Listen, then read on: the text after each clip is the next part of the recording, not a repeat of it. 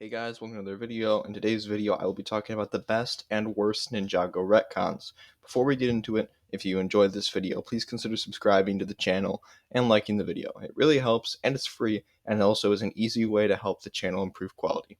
With no further ado, let's get on with the video. First, let's cover the movie design implication to the show in Season 8 of Masters of Spinjitzu, Sons of Garmadon.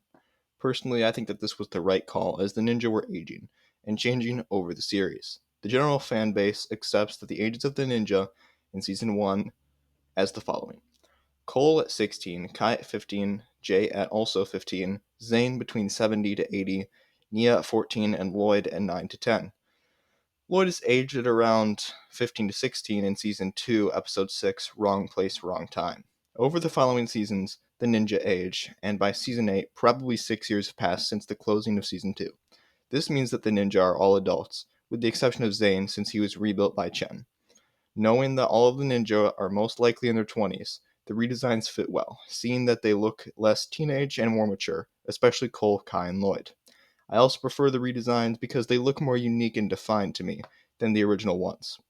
The originals weren't bad in my opinion, and if they stuck with these throughout the series, I wouldn't have thought they could really be better, but again, the redesigns look better to me than the original ones.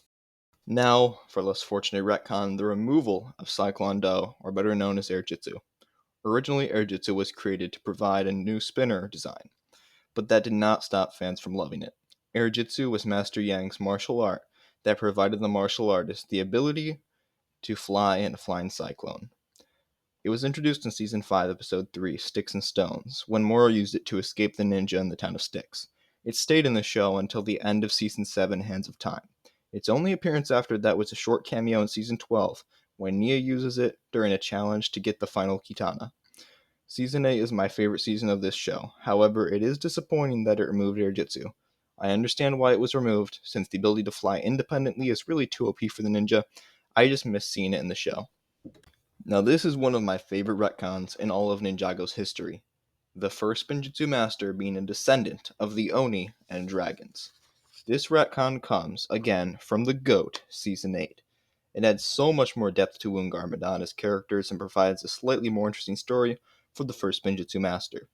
Another thing added because of this was Mistake's storyline.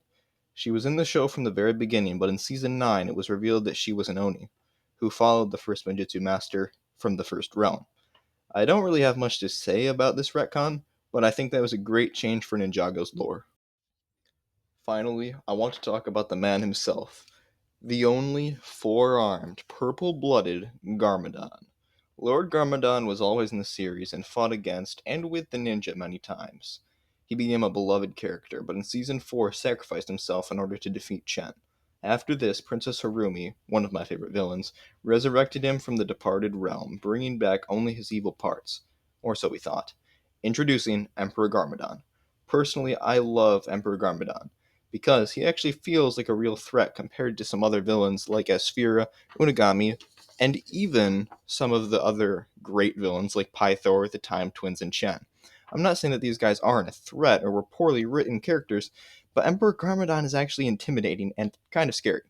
He feels more evil and controlling than the Overlord, and is the best quote-unquote pure evil villain this series has to offer in my personal opinion. I could talk about this guy all day, but I need to stay on point. In Season 10, and especially Crystallized, he is turned into a good guy, after it is stated that he is only evil, and throughout Seasons 8 and 9 he shows no chance of turning good. It doesn't bother me that he fought with the ninja against the Oni because, like Omni-Man said, Earth isn't yours to conquer. Garmadon at this point would have reasons to fight them, even while he was evil. However, once you watch Crystallized, he has good intentions and tries to help others. I like seeing villains turn good, but not when it sacrifices logic. Honestly, I think that I could have actually liked good Garmadon and Crystallized if he was written differently. This version of him is sarcastic, lazy, and self-focused, but not in an interesting way like Emperor Garmadon is.